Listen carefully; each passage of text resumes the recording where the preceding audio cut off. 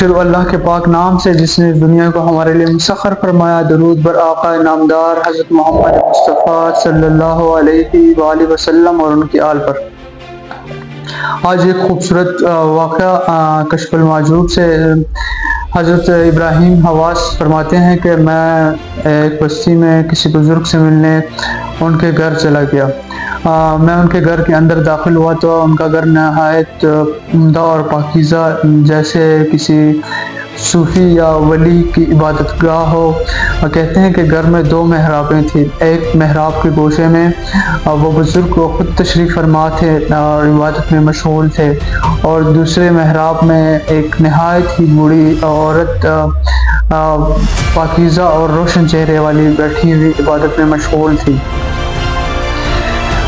تو یہ دونوں وہ کہتے ہیں کہ دونوں کثرت عبادت میں اتنے بوڑھے ہو چکے تھے کہ جسم کافی ضعیف ہو چکے تھے ان کے، اور ٹھیک سے چلنا پھرنا ان کے لیے محال تھا تھوڑا سا۔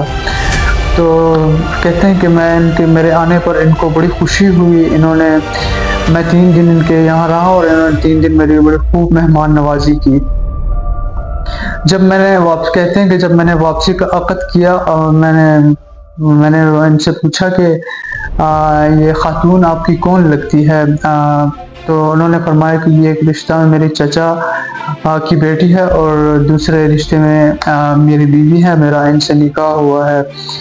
تو حضرت ابراہیم حواس کہتے ہیں کہ رحمۃ اللہ علیہ کہتے ہیں کہ میں نے ان سے پوچھا آپ دونوں میں، تو ان 3 دنوں میں میں نے غیرت اور بیگانگی دیکھی، مطلب کہ انجان پن اور ایک دوسرے سے بیگانگی، ایک دوسرے سے کوئی واسطہ نہیں، اور اللہ کی عبادت میں آپ دونوں کو میں نے مشغول دیکھا۔ تو کہتے ہیں کہ وہ بزرگ نے جواب دیا کہ انہوں نے کہا کہ ٹھیک 65 سال گزر گئے ہیں اس طرح رہتے ہوئے ہمیں۔ بزرگ نے جواب دیا کہ 65 ایئر ہو گئے ہمیں اس طرح ایک دوسرے کے ساتھ بیگانگی سے رہتے ہوئے۔ میں نے عرض کیا کہ اس کی کیا وجہ ہے، آپ بیان فرمائیں۔ تو انہوں نے جواب دیا بات یہ ہے کہ ہم بچپن میں یا لڑکپن میں ایک دوسرے پر عاشق ہو گئے تھے۔ اس کے والد نے اسے مجھے دینے میں انکار کر دیا، کیونکہ انہیں پتہ چل گیا تھا کہ ہم باہمی محبت کرتے ہیں ایک دوسرے سے۔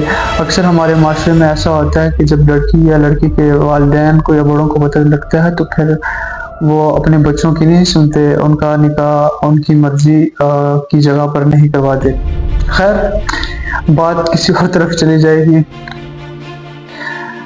تو ایک عرصہ تک کہتے ہیں کہ ہم محبت کی آگ میں جلتے رہے اور رب سے دعا کرتے رہے کہ یا اللہ پاک آپ ہمیں ملوا دو، لیکن کچھ ایسا ذریعہ نہیں بنا۔ تو کہتے ہیں کہ میرے چچا کی اس دنیا سے رخصت ہو گئے، وہ فوت ہو گئے، اس دنیا سے چلے گئے۔ یہ بوڑھی عورت کے جو والد تھے وہ اس دنیا سے چلے گئے، تو یہ میرے والد صاحب کی سربراہی میں آ گئے، کیونکہ یہ ان کی بھتیجی تھی، تو میرے والد نے ان کا نکاح مجھ سے کروا دیا۔ کہتے ہیں کہ ہم دونوں ایک ہوئے، اور جب پہلی رات دونوں یکجا ہوئے اور پہلی رات ملاقات ہوئی نکاح کے بعد، تو اس نے مجھے کہا جانتے ہو کہ اللہ نے ہمیں کس نعمت سے سرفراز کیا ہے؟ ہم دونوں ایک ہو گئے ہیں، تو ہمارے دلوں کو راحت اور سکون بخشا ہے رب نے۔ میں نے کہا ٹھیک کہتی ہو۔ تو اس نے کہا کہ آج رات ہم اللہ کی عبادت کرتے ہیں اور شکر ادا کرتے ہیں اس کا کہ اس نے ہمیں یکجا کر دیا ہے۔ تو میں نے کہا ٹھیک کہتی ہو۔ تو ہم عبادت میں مشغول ہو گئے۔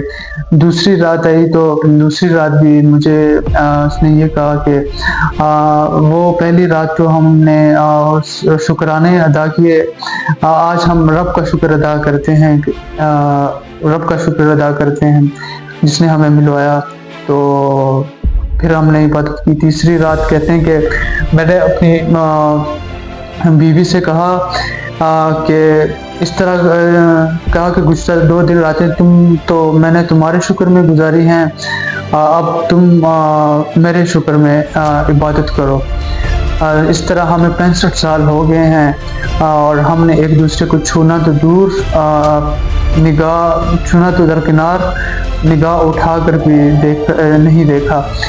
ساری عمر نعمات الہی کے شکرانے میں گزر گئی ہے۔